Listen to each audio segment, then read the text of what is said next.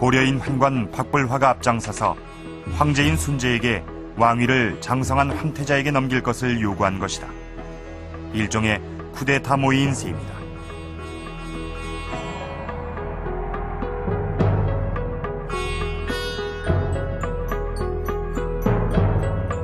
순제가 정신을 못 차리고 계속해서 방탕한 생활에서 빠져나오지를 못하자 기왕후는 드디어 순제를 순제의 어떤 황제의 권력을 자기 아들에게 이양시키기 위한 결단을 내리고 그 일을 추진하게 됩니다.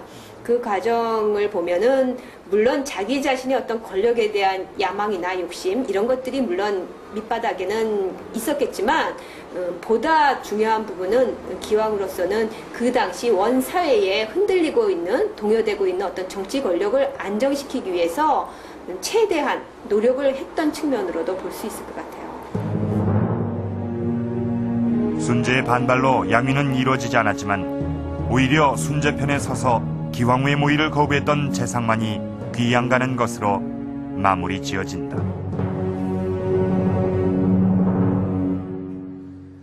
자신의 남편이자 원나라의 황제인 순제의 양위까지 도모를 한다.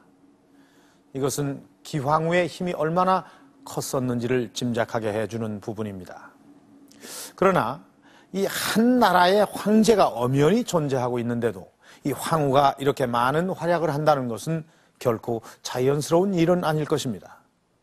이즘 원제국은 전국 각지에서 반란이 끊이지 않았습니다. 어떻게 손을 쓸 수가 없는 그런 지경에 이르렀던 것입니다. 자, 지금 보시는 것은 원 말기에 전국 각지에서 일어난 대표적인 반란 지역들입니다.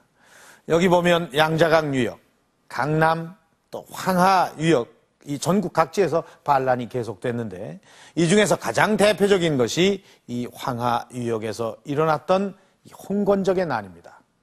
머리에 빨간 두건을 둘렀다고 해서 홍건적. 이 홍건적은 이 몽고족이 가장 멸시했던 한족이 중심이 돼서 결국 원을 멸망시키는데 아주 주요 세력이 되죠. 이 원을 멸망시키고 명을 세운 주원장도 이 홍건적에 속해 있었습니다. 황하 유역에서 일어나서 강남의 거적인 남경을 점령하고 수도 북경을 향해서 주원장은 무서운 속도로 쳐들어가게 됩니다. 이 소식을 들은 순제와 기황후는 대도인 북경을 버리고 몽고 초원으로 도피를 하게 되는데요. 황급히 수도를 버리고 도피를 한 순제와 기황후, 이후에 그들은 어떻게 됐을까요? 경기도 연천군 연천읍. 이곳에 기황후와 관련된 얘기가 전해지는 곳이 있다.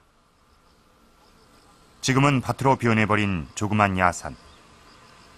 황후가 죽은 300여 년 뒤 만들어진 동국여지지에 의하면 이곳에 기황후의 능이 있다고 한다. 그 산 지형으로 봐서는 이 산별 위로다 열로 이렇게 곡담해갖고 묘의 위치가 요 정도. 여기 그 할아버지들 그전에는 여기가 뭐 묘자리라고 그래요. 그러니까 요로 해서 요로 돌아갔고 요로 해서 이거 한 바퀴 돌아갔고. 이런 것들이 그럼 이렇게. 고려 양식의 어골무늬 기와도 많이 발견되고 있는데 묘를 둘러쌌던 곡담의 기와란 것이다. 원나라의 황후였던 기황후. 그녀의 최후가 어땠길래 원이 아닌 국내에 그녀의 무덤이 있다고 전해지는 것일까?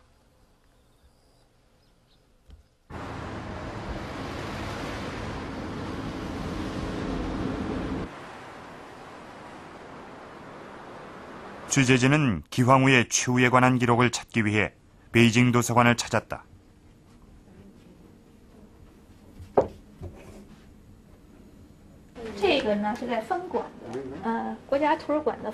여러 곳을 수소문한 끝에 사서는 기황후에 관한 책 한 권이 희귀본실에 있다고 알려줬다.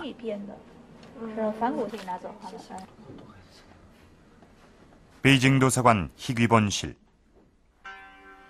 이곳에서 우리는 기황후와 원순제의 최후에 대해 적고 있는 책 북순사기를 발견할 수 있었다.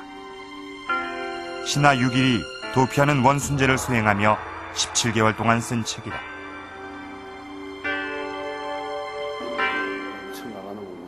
네, 여긴 처음에 이제 도피하는 복순사기에 의하면 원순재와 황후, 황태자 일행이 대도를 떠난 것은 1368년 7월.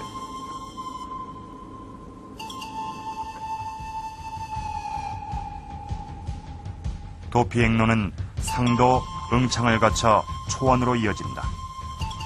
도피를 하던 중 기왕후는 원병을 보내지 않는 고려를 원망하기도 했다고 한다. 1년 6개월의 도피 끝에 몽골의 깊숙한 초원 카라코롬에 이르러 순재는 나라에 관한 모든 권한을 황태자에게 이양한 뒤 세상을 떠난다.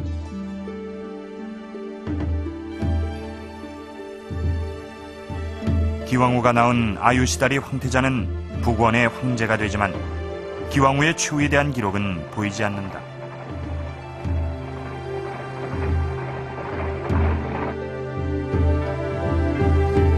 원나라가 망한 6개월 후 명나라에 의해 쓰여진 원사. 이곳의 기왕후에 대한 묘사는 부정적이다.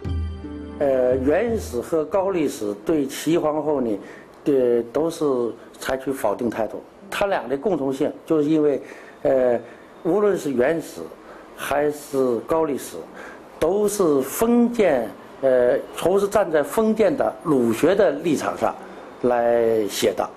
而齐皇后本身是一个女人，在女人参与政治，在那个儒学看来，这就是大逆不道的。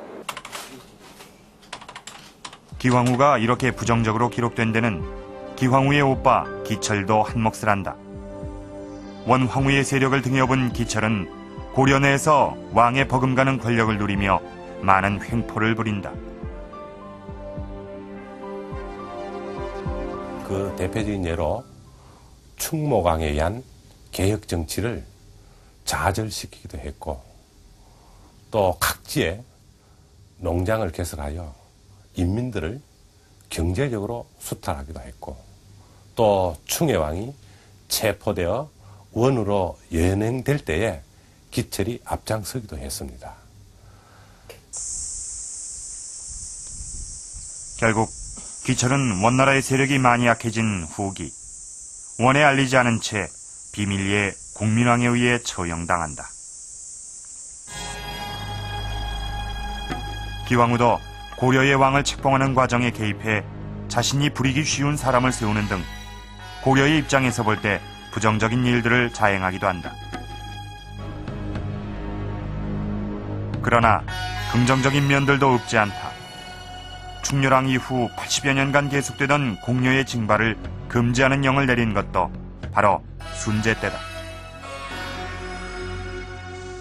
뿐만 아니라 원내부에서 종종 제기되던 입성론, 즉 국호를 비롯해 고려에 대해 어느 정도 부여한 자주성을 인정하지 말고 고려를 원에 속한 하나의 성으로 만들자는 입성론 논의도 원 순재 때 이르면 완전히 사라진다.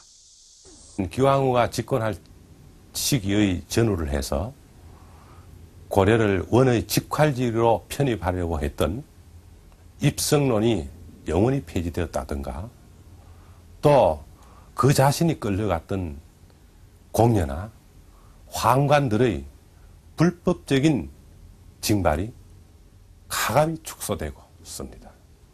게다가